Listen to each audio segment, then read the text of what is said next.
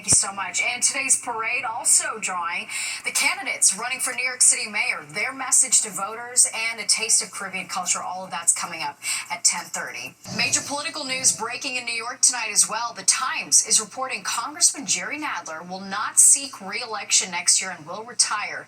The 78-year-old is currently serving his 17th term in Congress. Nadler telling the Times that watching President Biden's re-election campaign last year said something about the need for generational change in the Democratic Party. In a post on X, Governor Hochul said Nadler has been a champion, a fighter, and a trusted voice for New Yorkers, and she's deeply grateful for his extraordinary service. Well, taking a live look at the George Washington Bridge, where the rush is on to get home from the holiday weekend. Low gas prices drove more people to hop in the car for a quick getaway. And from the road to the sky, Newark Liberty International Airport experienced on and off ground stops. Right now, there is a ground delay in effect, with the average delay clocking in at about 76 minutes. The FAA attributing it to staffing issues. It's not a new problem, though, for flyers in New Jersey. Fox 8's Duarte Geraldino shows us travelers expected issues. What a weekend people have been having. The FAA put a ground stop around 2 o'clock, then lifted it shortly thereafter, and then reinstated one around 4:30. Now, both of these were actually fairly short, but it was enough to cause this triggering of delays that has been frustrating people. After those ground stops were lifted, the FAA put Newark under what's called a ground delay program. That means flights heading here from across the U.S. and even from cities like Toronto and Montreal had to slow down. The average wait was more than an hour. Some passengers had to sit on planes for as long as 2.5 hours. What do you think about all the other flights that are delayed? You look at the board right now, delay. Just welcome to America. If I had known these delays were happening when I got on the plane to fly here, let me tell you, man, I would have been worried. It's been such a rough summer here at Newark. In recent months, hundreds of flights were canceled or delayed from first runway work, then from equipment failures that even cut radio contact for controllers. The FAA has reduced the number of flights here and says those limits could last into next year. The runway is back open, thankfully, and the Transportation Secretary says they're upgrading equipment and training more controllers. The FAA says this slowdown is going to last until Tuesday morning at some point. They're also going to be capping flight arrivals at about 36 an hour. For contrast, Newark normally gets about 40 an hour. At Newark Liberty International Airport, Duarte Geraldino, Fox 5 News.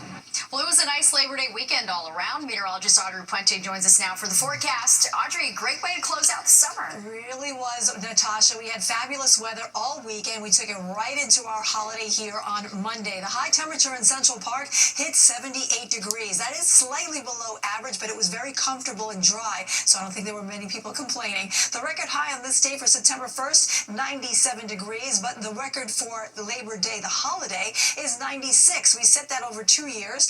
The coldest was 53 degrees. That was set in several years.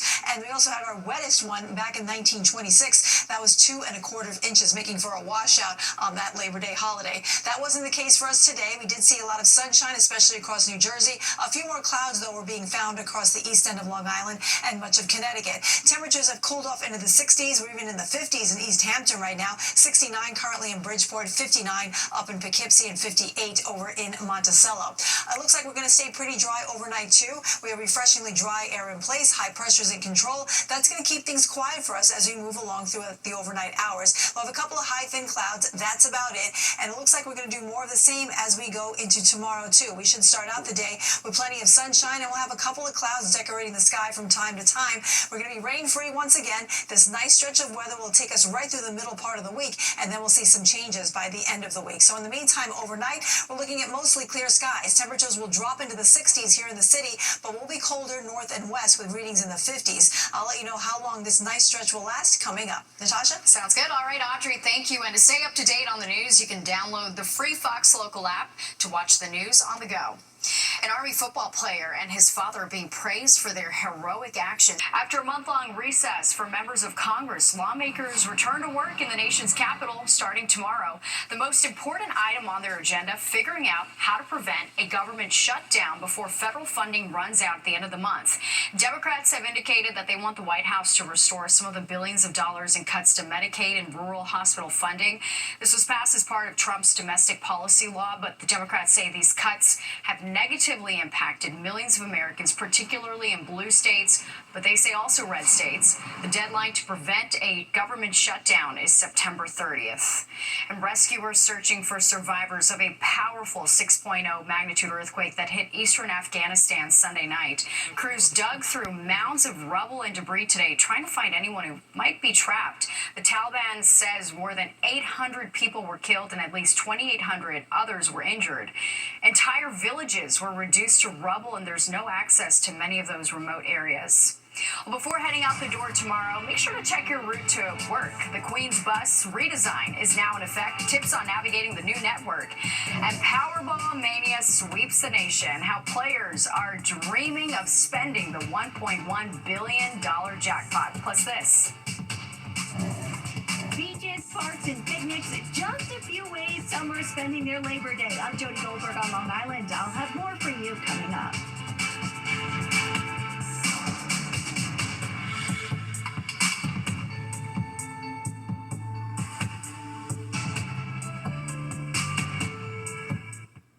And commuters in Queens have some new options for getting around. The MTA's bus network redesign for the borough is now complete. Fox 8's Arthur Sheehan shows us the important changes to know before the morning commute. If you look across Queens, you're going to see these types of signs posted for the Queens bus network redesign. The MTA says these are massive changes that affect a huge number of the 800,000 daily bus riders in this borough. For such a massive change, not a lot of people we spoke with seem to know about it. I didn't know about none of that. No, I haven't heard anything. I just heard it from you just now. This man, however, did. They're gonna make it faster, make it easier for us. Welcome to the new redesigned bus network in Queens, which was fully implemented this weekend, making the most comprehensive service changes ever to the 70-year-old bus network. The goal, to meet how the ridership patterns in Queens have changed over time. Case in point, the B62 bus from Brooklyn.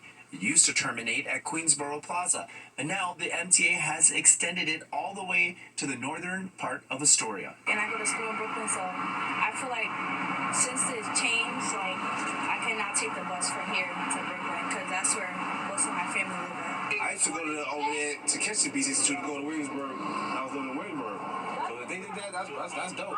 Yeah, that's pretty cool. I mean, if people are traveling from Queens to Brooklyn, that's great for them. The MTA says it spent 6 years studying how to redesign the system to make service here more reliable and also more equitable. The agency says wait times in nearly a quarter of equity areas will drop by 5 or more minutes.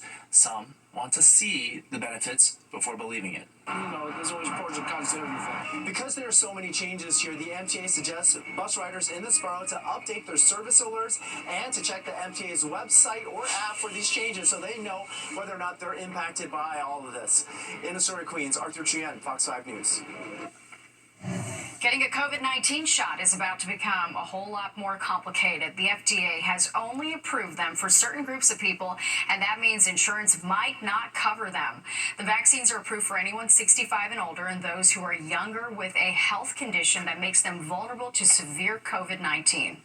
What that means is now, whereas you could just walk in and get the vaccine, what I'm hearing from my patients and from others is that now a prescription might be required from your physician for you to get the vaccine. So it does kind of put some barriers in place.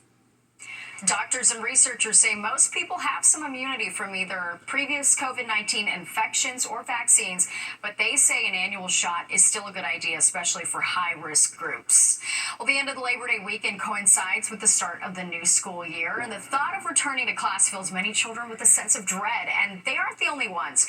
Many parents say their anxiety shoots up as their young ones go off to school. Experts say moms and dads need to check in with themselves this time of year. I think it's important for kids to look forward to school, after-school activities, meeting new friends, and I think it's also important for parents to have special activities they look forward to, special friends to see, and making themselves important just like they make their kids so important in their lives. Dr. Silton there also advises parents to establish a school day routine and stick with it, and that includes consistent times for going to bed and waking up in the morning. Well, less than an hour from now, someone out there could be $1 billion richer as one of the biggest Powerball jackpots is up for grabs tonight. Tonight's prize, $1.1 billion. Now, the cash option, over $498 million before taxes.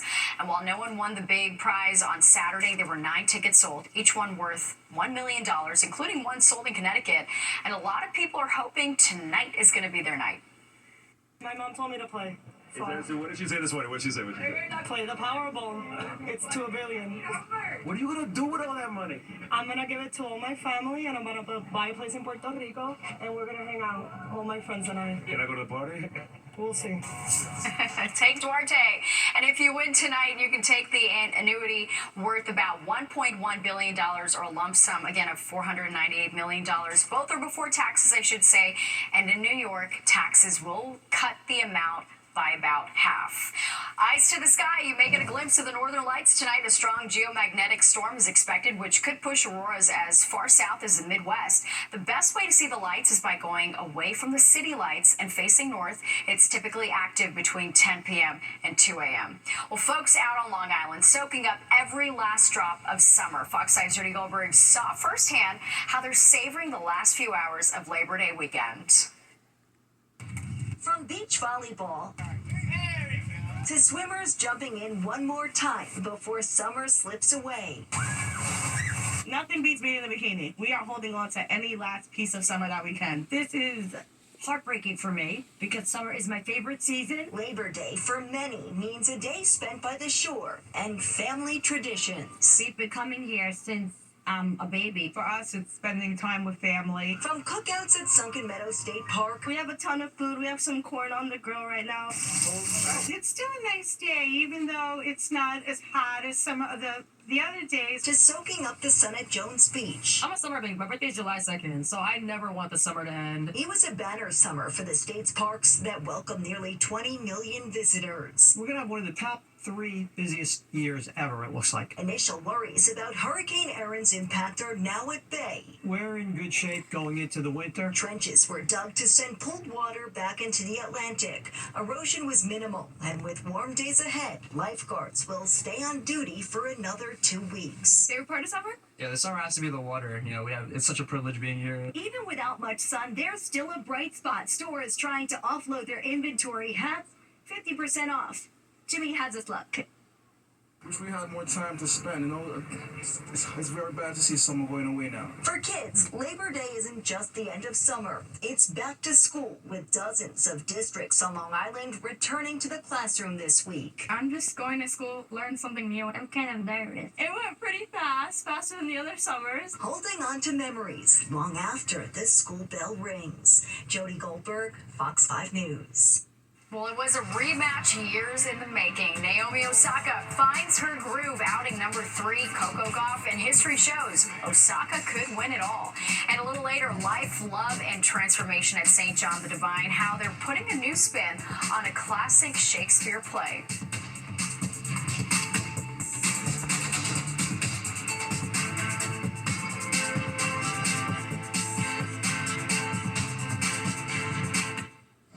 Watching the 10 o'clock news. Take a look at this. Love for the Caribbean on full display. The West Indian Day Parade drew hundreds of thousands of spectators, including the candidates for New York City mayor. Welcome back to the 10 o'clock news. I'm Natasha Verma. Crowds were dazzled by music, dance, and those colorful costumes. Fox 5's Kendall Green is live in Crown Heights with a look at the cultural celebration. Hey, Kendall. Hey, good evening, Natasha. We talked about the violence earlier. We had to. It's our jobs. But as far as the parade itself, I mean, there's plenty of people here still enjoying what will be a memory tomorrow. I mean, they're just enjoying themselves, playing music, having a great time in celebration of Caribbean culture. Now, hundreds of thousands of people packed the streets for this year's 58th annual West Indian Day Parade, a tradition giving Caribbean communities a chance to celebrate their heritage and share it with the city. Exciting sights and sounds, whether through flags, the cooking, the music, the vibrant colors, just about everywhere your eyes could land. I'm a peacock. a peacock in paradise. So it was something that came into my dream. I'm representing Kaleidoscope today, but most importantly, my island, Barbados, just like the island of Rihanna. So by the end of the parade, you can tell why so many people come back and enjoy themselves, but it's definitely clear that NYPD has to figure out a way to celebrate this thing safely. But I'll send things back to you, Natasha. All right, Kendall, thank you so much. And the parade turning into a campaign stop for mayoral candidates who were out there shaking hands with voters. Fox 8's Morgan Mackay with a look at how they're trying to get their final pitches across. Nobody's dropping out. The race begins today. 4 mayoral candidates, Republican nominee Curtis Lewa, Democratic nominee Zoran Mamdani, Mayor Eric Adams, and former Governor Andrew Cuomo, taking advantage of the West Indian Day Parade to shake hands and meet with voters. Governor Kathy Hochul remaining non-committal on when or if she will endorse in the mayor's race, but says Mamdani is the only candidate who has reached out to her. I'm having conversations about where the city will go under his leadership. He is the candidate who has reached out to me to talk about these things. So obviously Cuomo was asked twice why he hasn't reached out to the governor, and both times he brushed off the question, saying that he chose her as his lieutenant governor. Hochul took over as governor in 2021 after Cuomo resigned amid numerous allegations. I know her very well. We've worked together for many, many years. Yeah, no, I just think it's that the assemblyman didn't know her because he never showed up in Albany. Mamdani, marching down the parade, told us he's not surprised some of the other candidates haven't taken the time to speak with the governor. I've appreciated the conversations and the meetings I've had with the governor, and I think it's a sad reflection on our former governor, Andrew Cuomo, that he's spoken more to Donald Trump than he has to Kathy Hochul. Adams insists he speaks with the governor regularly. I enjoy talking to the governor all the time. The governor's clear on my plan, public safety, economic development, making sure that we deal with the real crises around housing and homelessness. And so she knows my plan. We speak all the time. Attorney General Letitia James has already endorsed Mamdani, but says she believes Hochul is close to endorsing. Yeah, I anticipate that everyone is about to endorse the next mayor of the city of New York, Zoran Mamdani. The reality is that he's focused on affordability, on economics, on issues that obviously people care about. But Senate Minority Leader Chuck Schumer is still not on board. He had pledged to meet with Mamdani, but says he has still only spoken with him. When we tried to ask about concerns from some of his fellow Democrats about Mamdani's potential win, his press person stepped in with a bullhorn.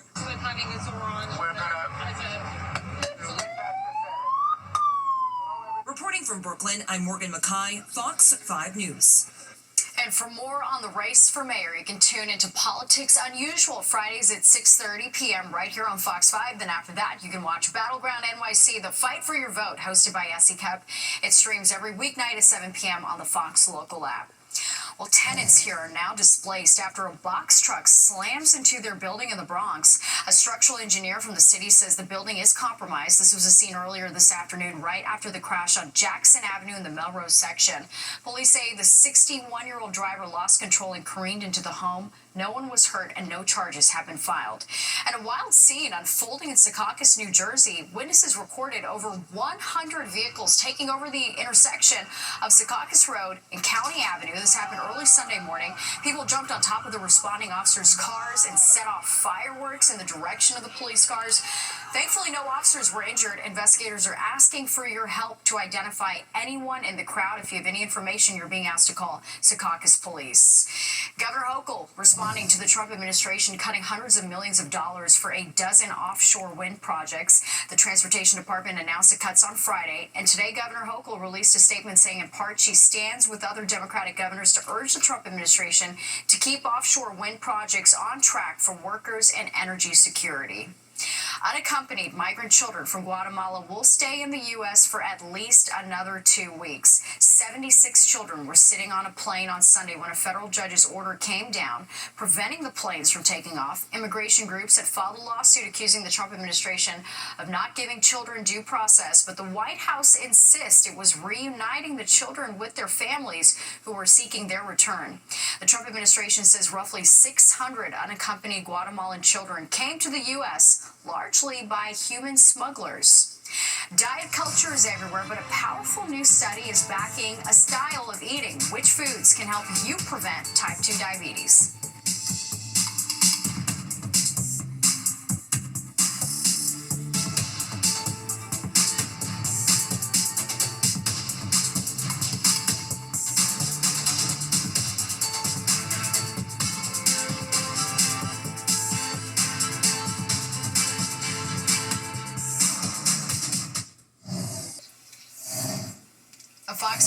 alert and a watch for you. Eat like you're vacationing in Greece, Italy, or Spain. A new study shows the Mediterranean diet reduces the risk of type 2 diabetes. Fox 8's Sharon Crowley is here to break down the findings.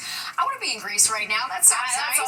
I stopped thinking immediately. I was like, let's just vacation in Greece right now, right? That would be lovely. You know, we've all heard about the benefits of the Mediterranean diet, but now researchers say this way of eating may also cut down your risk of getting type 2 diabetes. This is serious. Researchers followed over 4,500 overweight participants between the ages of 55 and 75. Half followed a Mediterranean diet. They cut calories by about 600 per day and engaged in moderate physical activity. And they ate lots of fruits and vegetables, whole grains, and healthy fats like olive oil, limiting the amount of dairy and lean proteins like fish and chicken. And they ate little to no red meat.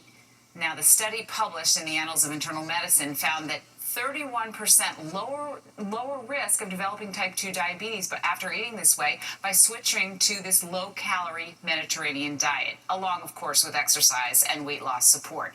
People in the Mediterranean diet group also lost around 7 pounds on average and reduced their waistline by nearly 1.5 inches and kept the weight off, this is the best part, for at least 6 years. The Mediterranean diet has always been and continues to be a fan favorite among registered dietitians for many reasons. It promotes anti-inflammatory fats, a lot of plant-based foods like fruits, vegetables, and whole grains, while emphasizing reduced consumption of fatty meats that can increase cholesterol and be more inflammatory. So it's no surprise that we always see studies including the Mediterranean diet and all these health benefits along with it. But the key thing about this study that really is important to understand, quality matters, but in regards to reducing risk of diabetes, and particularly demonstrated by the study, shows it's also about quantity. It's also about how much you're eating, calories in versus calories out. And while I always say quality is very important, well, nutritionists adding that it's not just what you eat, but how much of it, portion control, and getting help from a professional like those in the study did added to their success of staving off type 2 diabetes. And this is really important, how food is connected to our health. I really like what she said, quality over quantity. That's smart. All right, Sharon, thank you so much. All right. Well, a picture-perfect Labor Day, Audrey Puente has a look at how long the 70-degree weather is sticking around and a divine performance. Schmidt in Upper Manhattan, where there is a long line of people here waiting to get into a free performance. I'll tell you all about it and what it is coming up.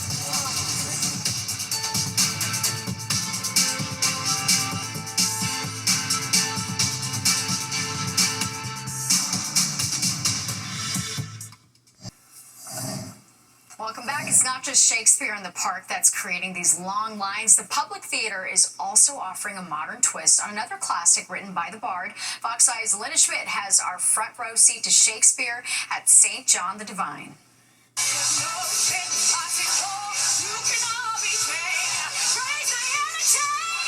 Public theater at its best, bringing together actors of all ages from all 5 boroughs.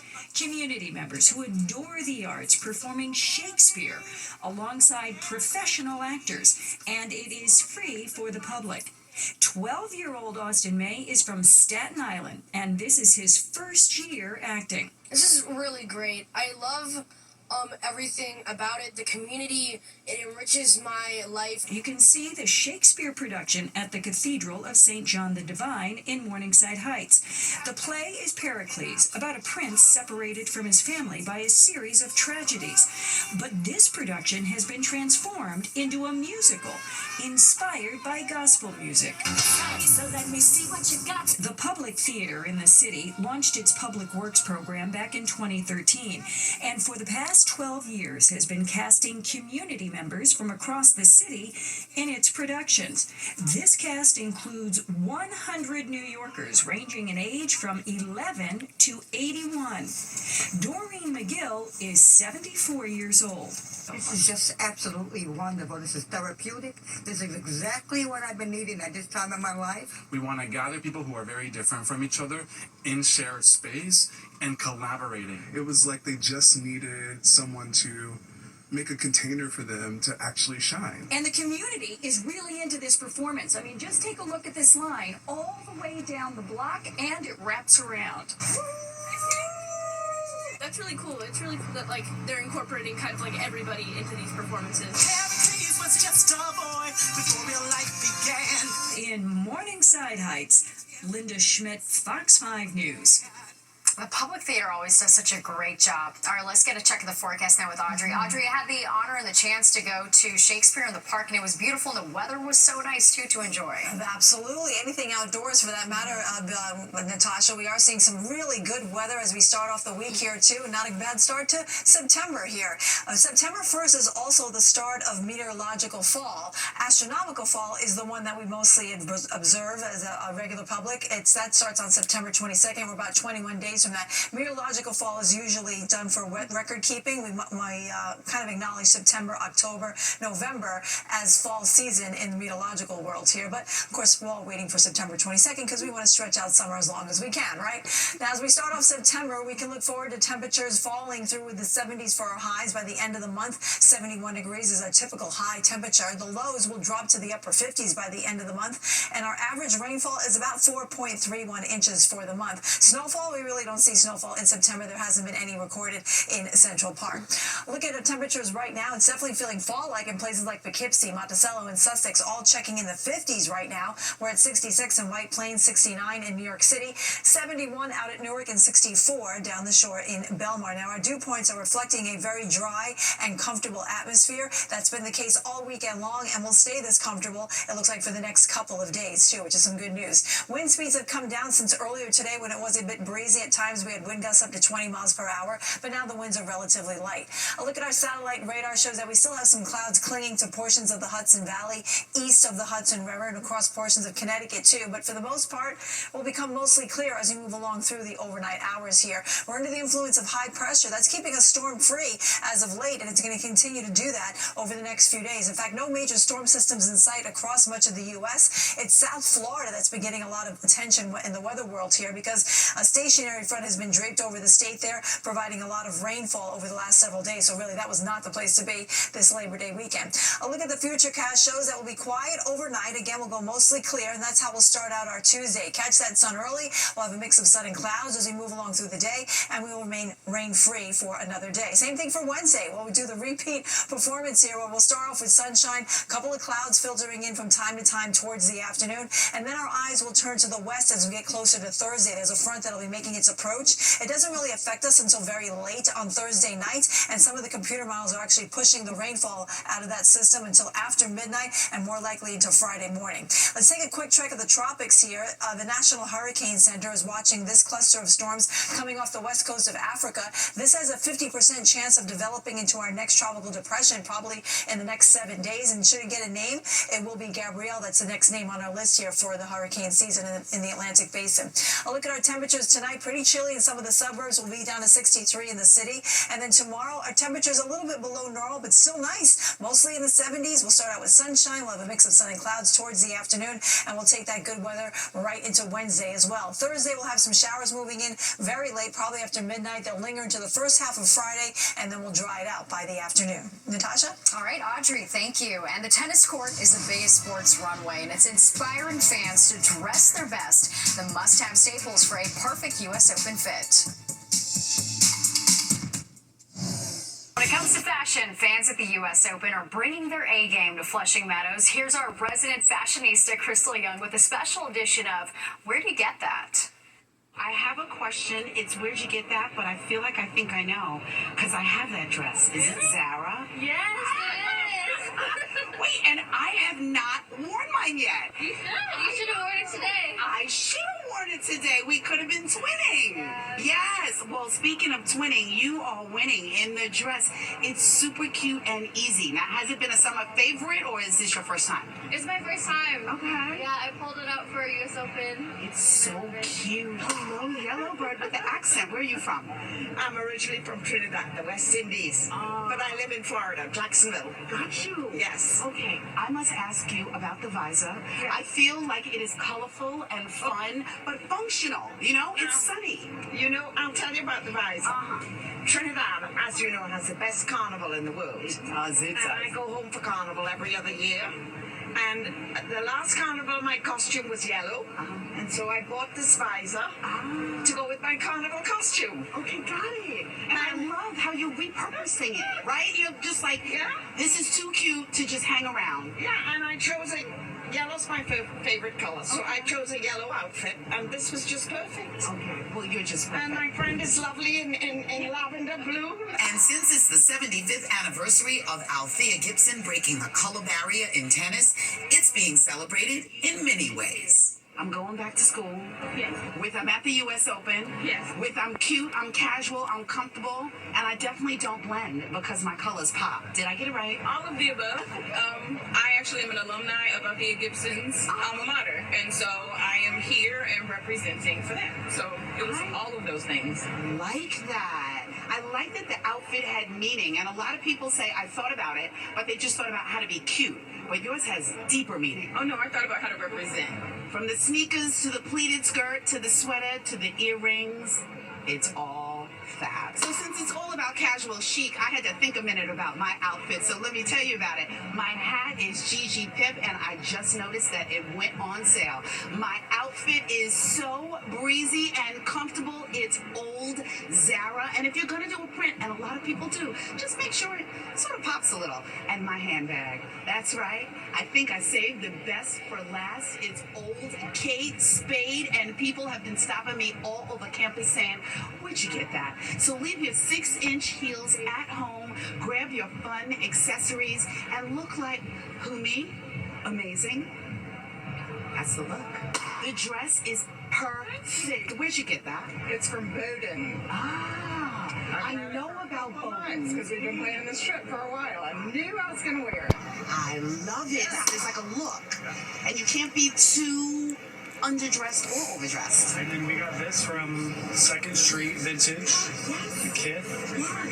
Yeah. Nice. Love a good thrift find. Yeah, okay, now wait. So break it down for me. Who's your bag by? It's Chloe. Love. And skirt. Yes, it's just Banana Republic, just a dress. And then we got the matching Gola. These are cricket. These are cricket shoes technically, but they fit. They fit. No one's calling you out for cricket shoes, I'm telling you. British sports brand. Love. And how about all of you? All one store? This is Abercrombie. This is Zara. Okay. Thrifted. Okay. And then I don't remember where this is. Probably Abercrombie and Fitch. But look, it all works. Crystal Young, Fox 5 News.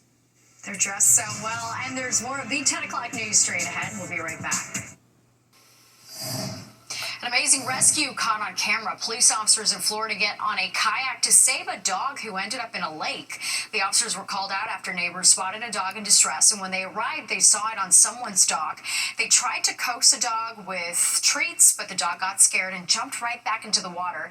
They got concerned when they noticed the dog was going deeper and deeper into the lake and even showed signs of fatigue, so they quickly jumped on a kayak and brought the dog back to safety. A happy ending to that. All right, let's get one last check of the forecast with Audrey. Hey, Audrey. Hi, Natasha. We're in store for a very comfortable evening once again. A little cooler off to the north and west, but a great night to leave the windows open and let the fresh air in. Tomorrow's high temperatures similar to today, mostly in the middle to upper 70s. We'll start out with plenty of sunshine, and then we'll see a mix of sun and clouds by the afternoon. And we'll do it again as we go into Wednesday as well. We're expecting good weather by then. Thursday, we do have a chance of rain, but that doesn't happen after midnight. And then we have rain to start on Friday, but it will clear out by the afternoon. Natasha? Looks good. All right, Audrey, thank you, and don't go anywhere. Good night, New York, with Crystal Young and Ryan Christopher's next at 11, and you do not want to miss it. Well, that does it for us tonight. If you've missed any part of the 10 o'clock news, you can always catch an encore on our free streaming app, Fox Local, where you can stream our newscast anytime. Have a great night. I'll see you tomorrow.